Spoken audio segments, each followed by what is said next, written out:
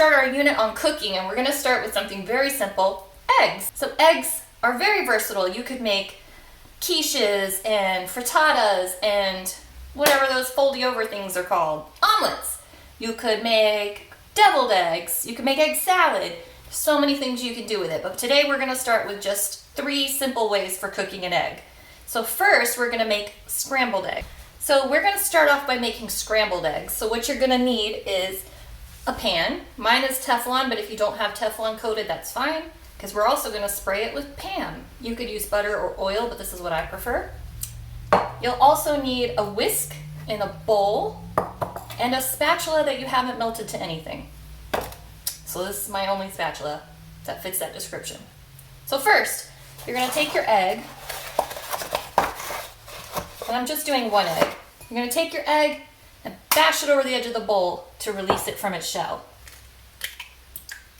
All right, so we have our de-shelled egg. We're gonna take a whisk, and I'll show you. This is the egg in the bowl. We're gonna take a whisk and mix it all up so that the whites and the yellows are all mixed together, the yolk and the albumin, as it were. So once it's all sufficiently mixed, we are going to turn our pan to a medium heat. Let me just stick this in the sink. Okay, so our pan is here. It's getting heated up, so I'm going to spray it with my Pam so that my egg doesn't stick. Let's see if it's warm. Yep. I didn't touch the pan. I just kind of put my hand over it to feel if there was heat coming off the pan, and there was, so we should be good to go. So my egg is all mixed up. I'm gonna pour it right in the center of the pan so that the heat is distributed evenly. Come on, get all the goop out. All right, and then it's gonna start cooking, but what I like to do, I guess this is what everybody does, is you just start moving it around with your spatula to make it even more scrambledy, because if you just kind of left it like this, it would just come out as a sheet of egg. And we want it scrambled. Now this egg, I haven't added anything to it, of course, but you could add salt, you could add garlic and cheese, you could add a spice blend. You can do all sorts of things to it while it's cooking or after it's cooking. I might just turn the heat up a little bit. So the egg is still raw right now, which is not what you want to eat. You want the egg to kind of be more solid. And if you've never seen scrambled eggs, it kind of looks like a pillow of yellow clouds on your plate. I'm just going to keep moving this one around until it starts to look like a cloud.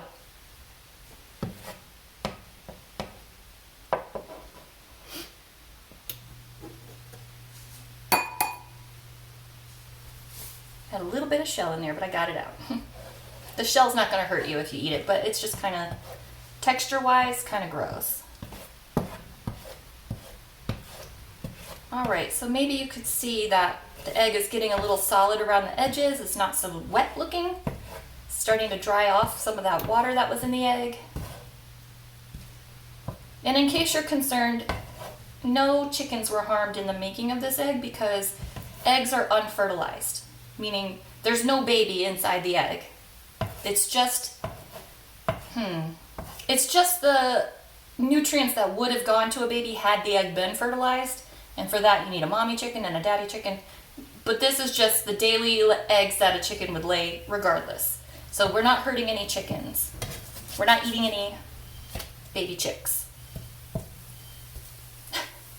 That sounds weird now that I say it out loud. Okay, so my egg is almost completely done, and it only took 2 minutes. So I'm just going to chop it up with my spatula to make sure that any of the inside portion of the egg that wasn't cooked is now going to get cooked. So we want it all to be touching the heat. And that's all you really have to do. At this point, if I had a plate ready, I would just scrape this onto the plate and it'd be ready to eat. So it's super simple. Scrambled eggs is probably the first thing that most kids learn how to cook on the stove because it's just that easy. All right, next we're going to make a sunny side up egg or a fried egg. So I'm going to do my best to make it sunny side up, but basically a fried egg is you haven't scrambled it or mixed it with anything. You're just going to straight plop the egg into the pan and let it cook that way. So I'm going to spray Pam into my pan again, just so that the egg doesn't stick. And my pan is on medium-high heat. So I've sprayed the pan. I'll get my little brown egg. Again, we're gonna bash it on the edge of something and then crack it straight onto the pan. And you can see it's already started to cook. Let me wipe my hands off.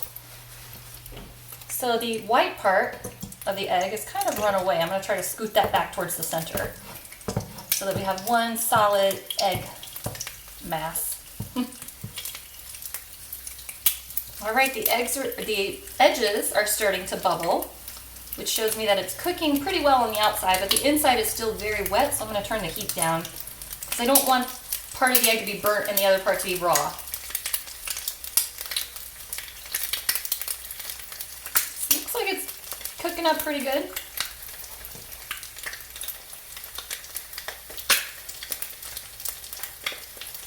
I'm gonna let it do its thing while I clean up.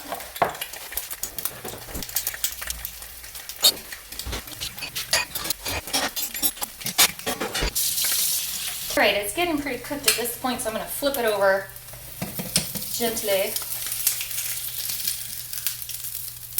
Yay, all right. Okay, so it's flipped, now the other side's gonna cook. I'm not gonna cook it as long as I cooked this side because it's a sunny side up and I want the yolk to stay yellow and pretty runny. This is good for people who like to dip their toast into egg yolks. Not something I'm into, but give it a try if you've never done it. Maybe it might be something you like. All right, so I'm gonna let that cook for 1 minute and then flip it back over and then we'll have a finished egg. Just testing the solidity, if that's a word. Testing how solid it is before I flip it.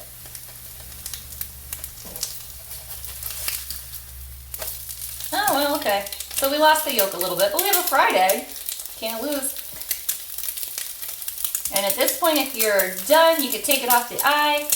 I'm gonna turn the heat off. You could put salsa on top of it. You could put a cheese sauce on top of it. There's so many things you can do with eggs. They're amazing.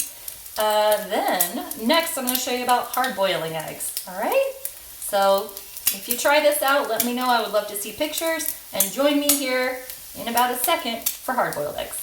Now we're gonna learn how to make hard-boiled eggs. So first you're gonna need a pot, and then you're gonna need to turn it on to high because we want the water to boil. So this eye connects to this pot. Then I'm gonna add a quart of water. I measured it earlier, so it's gonna be 4 cups or 1 quart. I'm gonna pour that in. You might need more water depending on how many eggs you're gonna boil because you want the egg to be totally submerged. Submerged means it's underwater entirely. There's no part of the egg that's sticking out. I need more water. Okay, here's another quart of water. So in total, I've added 8 cups of water. I'm gonna bring that to a boil with the egg in it. So I'm just gonna do 1 today because I don't really like eggs. But it's important to know how to cook them. So I'm going to take 1 egg and place it in the water and then let that boil together. I'm going to need more water. This thing, it's maybe a big pot for 1 egg.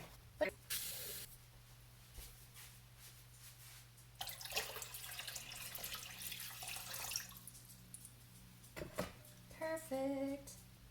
All right, so my egg is fully submerged underwater. So we're gonna let that come to a boil. All right, our egg is coming to kind of a steady boil.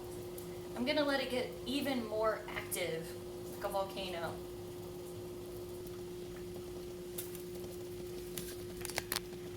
All right, our egg has come to a boil. So I'm gonna turn the heat to low so that it'll just simmer.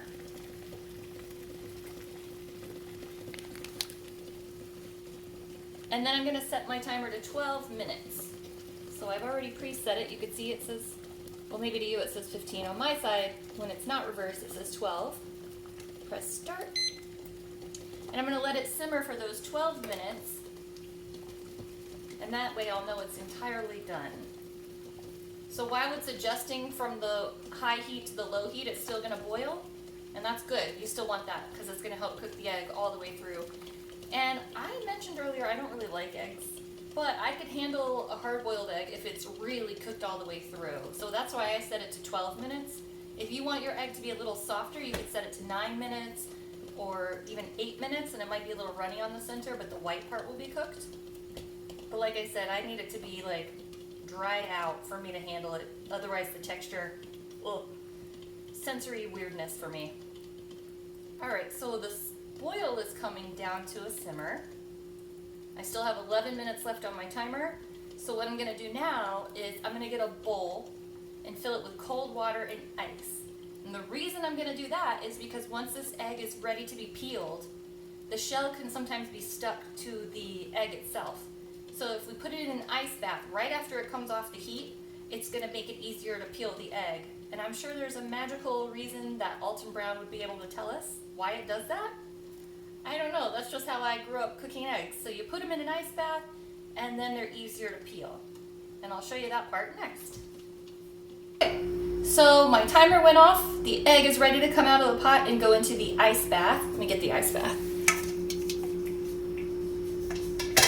So I'm gonna use this spaghetti scooper, pasta scooper, to just get the egg out of the hot water because I don't want to burn myself. And I want the extra water to come off. So here's my egg. It's going into the ice bath for about 5 minutes. And that's just gonna help the eggshell come off when I go to peel it. So I'm gonna set the timer for 5 minutes now. So you can see, it probably looks like 2 minutes to you, but on my side, where it's not reversed, it's 5 minutes. So then when we come back, we'll peel it. All right, so my timer went off, which means my egg should be cooled down and I can touch it and take it out of the ice bath. So if we had to decide that there was a top to an egg and a bottom to an egg, I'm gonna say this is the top and the rounder part, the less pointy part, is the bottom. So that's where I usually start peeling them. So I bash them on a surface until the egg is kind of released itself, you see?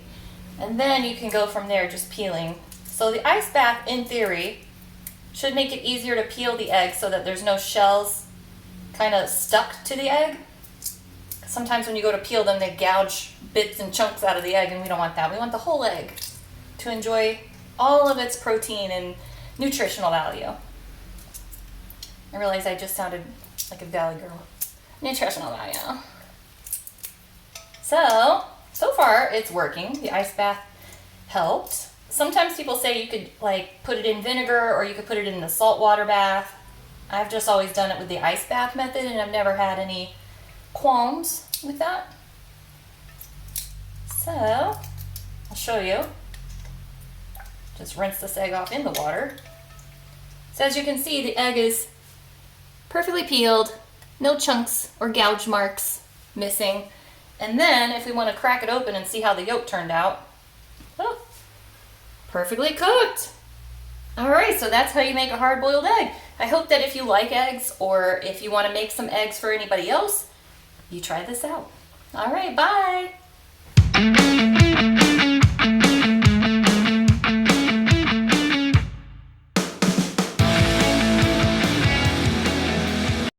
Hello. Nope. Gonna make some sunny side up eggs in a minute. Oh, hi. I didn't see you there. Today we're making hard-boiled eggs. I'm kidding, I did see you there. Sunny side. And a spatula to flip the egg. Nope. Let me start over. Oh, you gotta sing while you're cooking. Now we're gonna learn how to make. You can make frittatas, or what are those things called? Well, I should have thought of these words before I started talking. We're gonna turn the heat to really low. What is this? I'm not doing this right. Oh my goodness. This egg just wants to float. So I'm gonna let it sit in this rolling boil for about 1 minute. And then, like I said, we're gonna turn the heat off and then set a timer for 12 minutes because we're gonna let it simmer. Maybe not turn the heat off. I just cut my hair this morning and I can see that this part is kind of sticking out. That's alright, it gives us character.